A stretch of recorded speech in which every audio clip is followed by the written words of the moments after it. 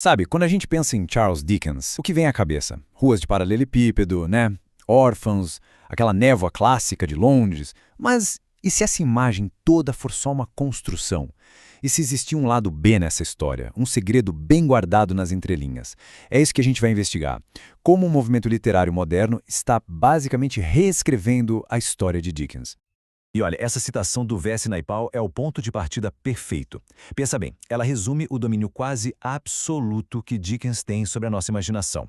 Não é só que ele escreveu sobre Londres. Para muita gente, ele praticamente inventou a Londres vitoriana que a gente tem na cabeça. É um controle quase total da narrativa, né? Então tá, antes da gente mergulhar nos arquivos do caso, a gente precisa entender quem é o suspeito principal. Quem é esse Charles Dickens que todo mundo acha que conhece? Qual é a história oficial que está prestes a ser questionada? Essa aqui é a versão de capa, sabe? Aqui está nos livros de história. A persona pública que o próprio Dickens construiu com muita maestria. O grande reformador, o defensor dos pobres, a bússola moral de uma nação. Ele mesmo se chamava de o inimitável. E o mundo, bom, o mundo comprou essa ideia. Mas toda a história oficial tem suas brechas, suas rachaduras. E é exatamente aí que a nossa investigação começa. Beleza. Agora a gente chega no movimento literário que tem a ousadia de desafiar essa história toda. É aqui que o caso começa a esquentar de verdade. E tudo parte desta pergunta, que é a espinha dorsal de tudo isso. E se o passado que a gente conhece for só uma versão da história? E se a história não for uma rocha sólida, mas areia movediça? E se a versão que aprendemos for só uma entre tantas outras possíveis? A ferramenta que a gente usa para investigar isso é o neovitorianismo. E é importante entender, não são só romances históricos, tá? Não é só contar uma historinha que se passa no passado. São obras que conversam diretamente com essa época, que fazem perguntas, que questionam e muitas vezes que batem de frente com a versão oficial. Para a gente entender como isso funciona na prática, tem um conceito-chave, palincesto. Imagina pegar um texto antigo e escrever uma nova história por cima, mas sem apagar totalmente a original. As duas camadas ficam ali, uma sobre a outra. É isso que os romances neovitorianos fazem. Eles não apagam o Dickens, eles escrevem sobre ele, criando uma imagem com várias camadas, muitas vezes contraditórias. E agora sim vamos abrir nosso primeiro arquivo do caso, o próprio Dickens. Vamos colocar as evidências na mesa. De um lado, o homem público, o ícone. Do outro, uma figura bem mais sombria e complexa, que está surgindo nessa ficção moderna. A imagem que a gente tem dele está prestes a ser abalada. Só para lembrar, era assim que ele se via e queria ser visto. Inimitável, único, intocável.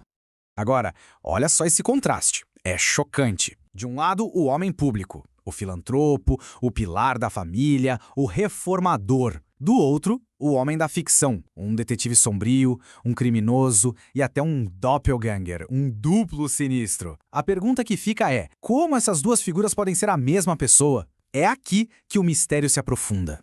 E a ficção não para por aí, ela vai além. Dá uma olhada nessa imagem, é muito forte. Aqui os artistas dão vida a essa dualidade de forma literal. Eles criam um outro Dickens, um duplo, chamado Charlie, que nasce de um trauma de infância. Ele é a personificação de tudo aquilo que o Dickens público tentou esconder a vida toda.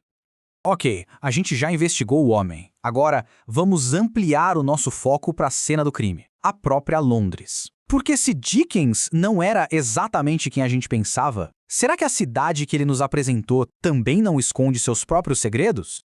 Pois é, a pergunta é inevitável, né? Se a biografia pode ser reescrita, por que não a geografia? A Londres que a gente acha que conhece pelos livros dele, talvez também tenha um lado oculto. E é exatamente isso que acontece nesses romances. A Londres familiar do Dickens vira outra coisa. Ela se transforma num labirinto perigoso, ilegível. Sabe? Um lugar onde os mapas não servem para nada, os nomes das ruas te enganam, a cidade inteira é retratada quase como um corpo doente em decomposição. E as favelas, que antes eram só o cenário, agora viram um coração sombrio e indecifrável de tudo isso. Nosso último arquivo do caso é sobre fantasmas. Mas não os fantasmas das histórias de Natal do Dickens. São os fantasmas da história. As pessoas reais que foram caladas, que não tiveram voz nas narrativas dele.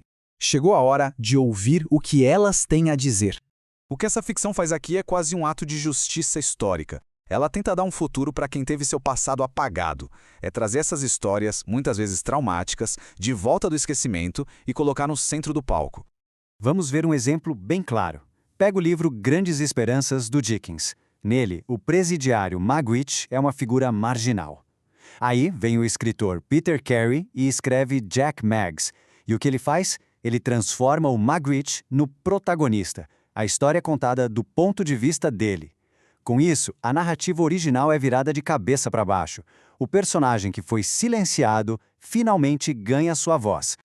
Bom, nossa investigação nos trouxe até aqui. Mas, como em todo bom mistério, a resposta não é tão simples quanto parece. A verdadeira revelação é algo bem mais profundo. Então, no fim das contas, qual é a solução do caso? A grande sacada aqui não é descobrir a verdade sobre quem foi Dickens ou como era Londres vitoriana. Mas sim entender por que a gente continua obcecado em investigar isso. O ponto não é fechar o caso, e sim entender por que nunca paramos de reabrir esse arquivo. O valor está no próprio ato de questionar.